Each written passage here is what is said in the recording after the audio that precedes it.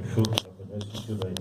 Então, a minha missão era vir mostrar os terrenos e depois que o pai concretizava a venda, exatamente arrumar a documentação.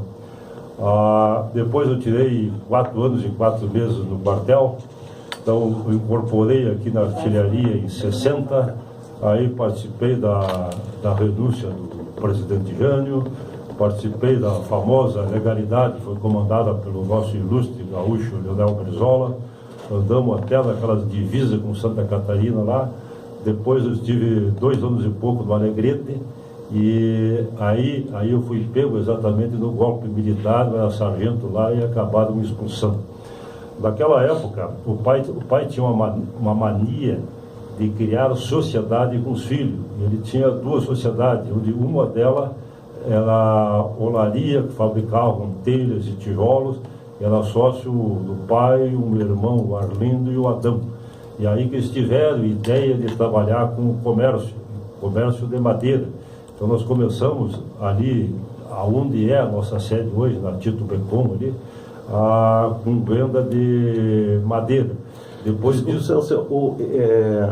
dentro desse segmento, no momento da escolha, por exemplo, assim, até mesmo da escolha entre seus irmãos, familiares, assim, essa escolha da madeireiro, era o momento atual, naquela época, era um momento de expansão desse empreendimento ou não? Como é que é? Por que a escolha desse empreendedorismo no sentido da madeira? Sim, boa pergunta, Gilmar.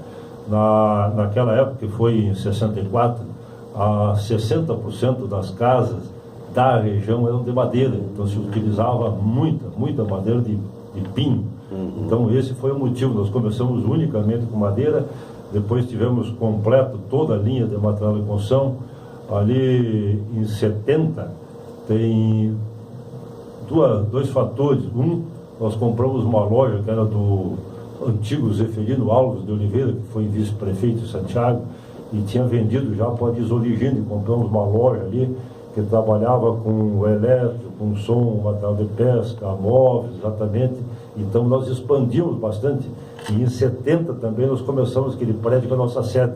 Então esse que foi o início da empresa, né? Dentro desse segmento, enfim, na época, como começou o seu, né? Como é que era formado lá a loja, os clientes, essa rede de cadeia, como é que foi todo esse processo, até a gente chegarmos hoje, né, com essa empresa de mais de 40 anos, né, do ramo de veículos.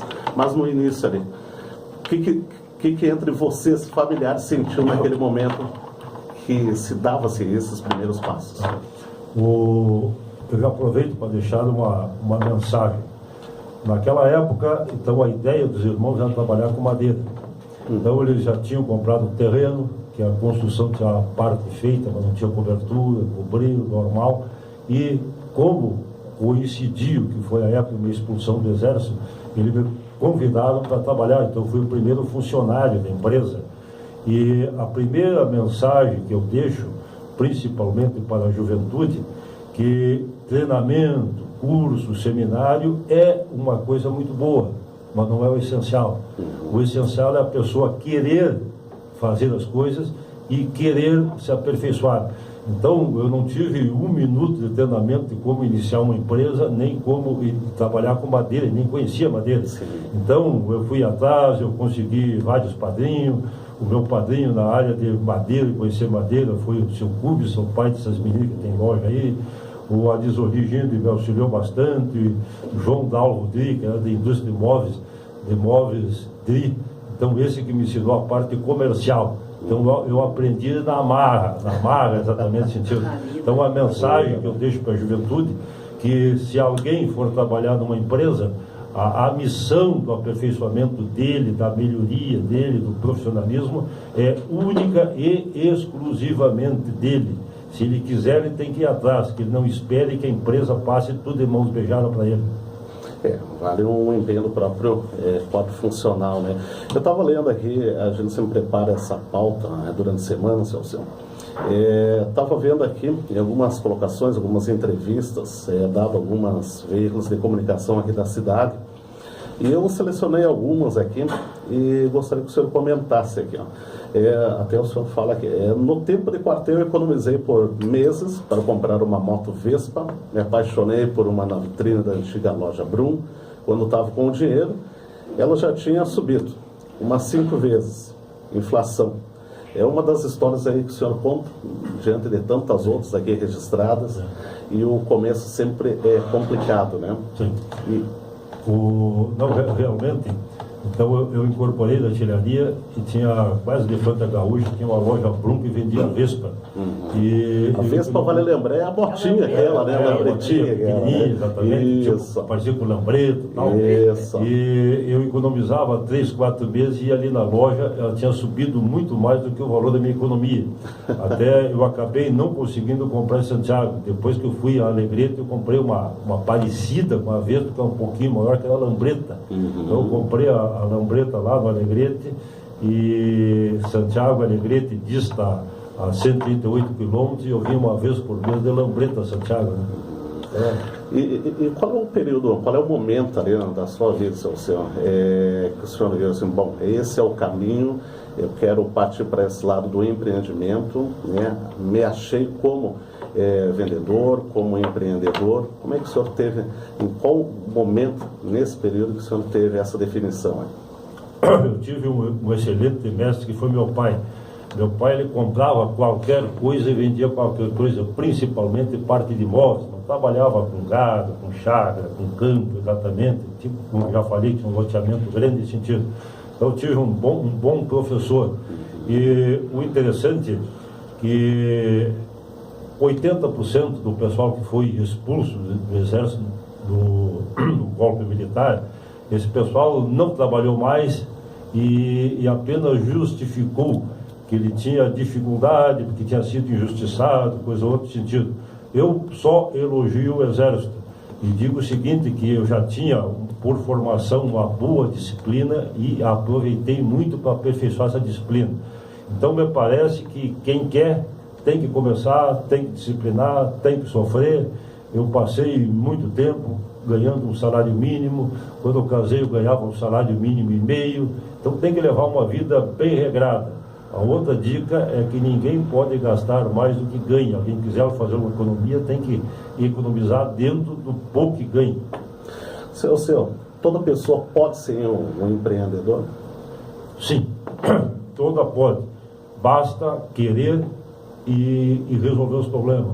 Sonho de ser empreendedor, me parece que 100% da população tem. Que faça acontecer realmente, talvez seja 10 a 20%. Dentro daquele período, nada mais do que todo empreendimento, toda empresa, se passa por um período sempre econômico, né? Sim. Na sua época, como é que era a parte econômica do país? Porque muitas vezes faz com que dê essa propulsão, né? Ajuda até mesmo a economia do país a fluir com que os empreendimentos, as empresas fluam, cresçam. Na sua época, o senhor pode nos dizer? O país é muito parecido com a vida de uma pessoa e com a vida de uma família. É de altos e baixos. Uma família, uma pessoa não tem só coisas boas, tem coisas ruins, tem fase de doença, tem fase de morte. E a economia, ela anda sempre em altos e baixos. E aí também eu tenho uma outra dica que eu costumo repetir, que me parece, Gilmar, claramente, que quando a época é de fartura, que tem dinheiro à vontade, que tem consumo bastante grande, nós temos 3 pessoas no mesmo ramo. Pode ser no ramo de comércio, no ramo da indústria, no ramo da pecuária, pode ser profissional liberal, que de 3 na mesma época, tem um que está enriquecendo, tem um que está botando tudo fora o que tem e está outro que está sobrevivendo. E se a época for de crise, é a mesma coisa. Então, naquela época tinha uma inflação. Eu acho que nestes 53 anos de grupo, a maior dificuldade que eu passei foi exatamente no governo do Fernando Henrique Cardoso, que houve estabilidade da moeda. Ali houve uma transformação total da cultura, porque antes, até com a inflação grande, e na época do Sarney, nós chegamos a ter 80% de inflação no mês, a gente se preocupava em comprar, ter o estoque, comprava um produto por 10, Aí ele, quando recebia, já valia 12 e já vendia por 15, então a inflação cobria tudo. Então, do meu ponto de vista, o mais difícil foi adaptar exatamente sem inflação. Mas agora, um caos como esse que nós vivemos, eu acho que nos meus 53 anos de empresa não tinha passado ainda. Pois é, complicado, né? Tempos difíceis mudam, né, constantemente. Bom, aí partiu então a conhecida, né, boa parte do pessoal, mas os mais novos hoje ainda não têm conhecimento dessa história, com relação à Barraca Nicola. Começou a Barraca Nicola, começou a se expandir, já não se manteve só no mesmo local, a visão até mesmo dos empreendedores expandiu, sendo para a região e para outras localidades, e aí foi um passo nesse sentido do ramo do empreendimento que estourou, cresceu nesse momento aí. Sim, então nós começamos com madeira, fomos para toda uma automação, pegamos eletro, batalha de caça-pés, caçum, e chegamos a ter 40 lojas na região. Bom, depois a nossa venda estava relativamente pequena por loja. Então, há uns 15 anos atrás, nós resolvemos fechar, vender as lojas e partir principalmente para 4 rodas. Nós temos, como tu falou, há 40 anos a Chevrolet Santiago, que nós vendíamos, quando nós pegamos 4 a 8 carros por mês. Hoje nós vendemos nesta época de crise, vendemos mais de 600 veículos por mês, então uma transformação muito grande. Nós compramos há uns 20 anos atrás, que foi a segunda concessionária, a loja de Alegrete, a Delta, e depois com o fechamento de nossas lojas, nós pegamos aquela região de Livramento, São Gabriel, Bagé, depois pegamos do Guaiana, São Luís Gonzaga, São Borja, Santa Rosa, Três Passos, então ampliamos bastante o ramo. Né? Muito bem. Programa 60 Minutos aqui pela sua rádio Itu AM, você ligado aí na programação, em nome da Beltrão Calçados, Amaral Car, também aqui em nome dos nossos patrocinadores da Madeireira Quiven, também da Marcos Autopeças, nesta manhã, sábado 26 de agosto de 2017. Já que o senhor entrou nessa parte de 4 rodas, né, eu quero registrar também a presença da sua esposa, que está aqui nos estúdios, lhe acompanhando também. Antes da próxima pergunta, eu quero dizer também, né, a gripe não é fácil, né? Essa semana só no medicamento, mas enfim, vamos lá. A dona Dasmani, que está aqui presente também. Antes da próxima pergunta mesmo, eu gostaria de lhe perguntar, né? Essa influência que está aqui ao meu lado aqui também, faz parte dessa história também, né? Me acompanhou aí em vários trajetos. Sim. Eu fui casado por 40 e poucos anos. Depois eu viuvei. E ela também foi casada por 40 e poucos anos e acabou viuvando. É interessante que lá por 1961, antes de ela e eu casarmos, nós já fomos namorados. E agora nós reencontramos novamente, estamos juntos, com uma vida muito tranquila. A história fez com que se reencontrasse de novo. Cada um tem 4 filhos. 4 filhos, está certo. E tudo da mesma idade. Olha só, né? Coincidência, né? A dona Osmani estava falando aqui, mas ela não quer falar no microfone aqui, né? Falando também dos filhos aí também, hoje possui os 4 filhos também, que hoje também estão à frente do trabalho também do Grupo Nicola. Tá. Hoje não tenho parte executiva do grupo. Nós criamos um conselho de gestão entre 4 pessoas, faz parte, então, o Paulo Nicola, representando a família dele, a Rosane Nicola da Losso, representando a família dela, e eu faço parte, representando o meu núcleo familiar, e nós temos o professor Rolando, que é de Santa Maria, que também somos 4 integrantes do conselho. Então, quem está tocando toda essa parte de veículos e motos, exatamente, é o Oswaldo, o Eduardo, que é o filho mais moço, tocando a Chevrolet Santiago, o Antônio Augusto sendo o responsável pela parte financeira do grupo. Perfeito.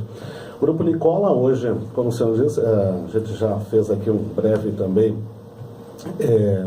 referência sobre o Grupo Nicola, que se encontra em várias cidades, né? Dentro do Grupo Nicola também, o que a gente destaca aqui, que tem muitos, né, que fizeram parte como colaboradores também, hoje estão empresariando, dono dos seus próprios negócios, que saíram dessa ramificação do Grupo Nicola, aprenderam, vamos dizer assim, e hoje são donos dos seus próprios negócios. O que o senhor intitula isso aí? Eu dei uma entrevista para o jornal há uns 6 ou 8 anos e eu falei que o Grupo Nicola é mais formador de empreendedor e empresário do que a própria URI. Aí houve um questionamento muito grande, em que uns defendiam que nós éramos e outros que não éramos. Aí nós convidamos há 6 anos atrás o pessoal de Santiago, não fora Santiago, para fazer um almoço, e fizemos esse almoço lá na parte recreativa do Banco do Brasil, a parte de festa de lá. E nós tínhamos naquela época 100 e poucas pessoas. Então, se nós pegar o grande comércio de Santiago, hoje está sendo tocado por gente, a grande maioria que passou através das nossas empresas. Que bacana, né? Uma empresa formadora de grandes profissionais, sem dúvida. Para finalizar esse primeiro bloco, eu gostaria de perguntar também a respeito hoje, dentro do Grupo Nicola, hoje são várias e várias famílias, com certeza, que têm a renda através do Grupo Nicola. Mensagem para esse grupo, para esses familiares, desses colaboradores, como é que o senhor, aquela pessoa também que está lá trabalhando, e não só que está trabalhando, mas os nossos ouvintes aqui também, que tem o sonho, o desejo de ser um empreendedor, de ser um empresário. Hoje a palavra mais enfatizada é o empreendedor, né? Qual é o conselho que o senhor diz a eles, aos funcionários e até mesmo os nossos ouvintes aí, aquele que está lá ouvindo a nossa entrevista, que deseja também ser um grande empreendedor?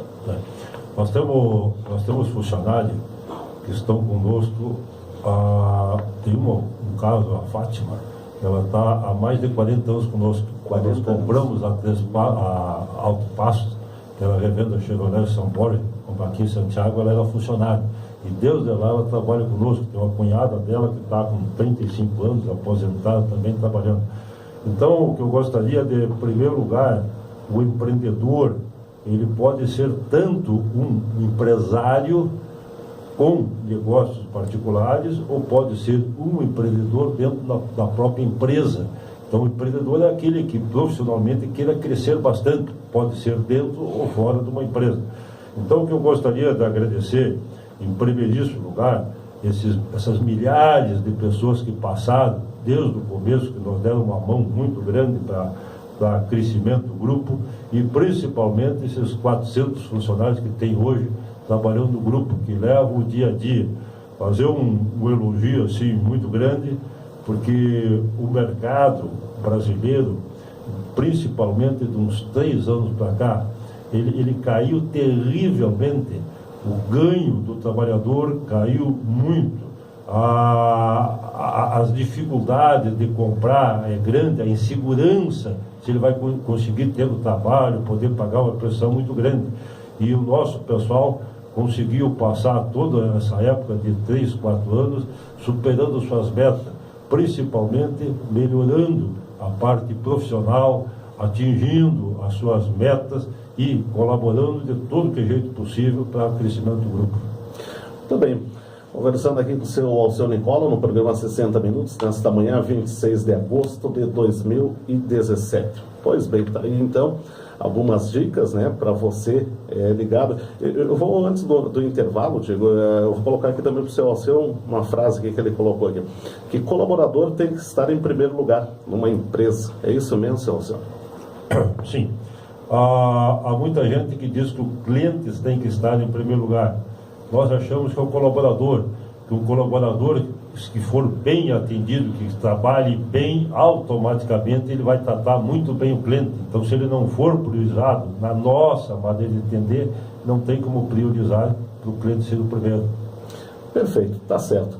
Muito bem, são 11 horas e 30 minutos, primeira meia hora do nosso programa aqui na Rádio Itu. Vamos para um breve intervalo e daqui a pouquinho tem mais perguntas aqui para o seu Alceu. Vamos falar sobre política, vamos falar sobre Getúlio Vargas, vamos falar, tem tantas outras histórias aqui, e com o seu Alceu Nicola, que vai trazer para os amigos aqui da Rádio Itu. Intervalo rapidinho e retornamos já já.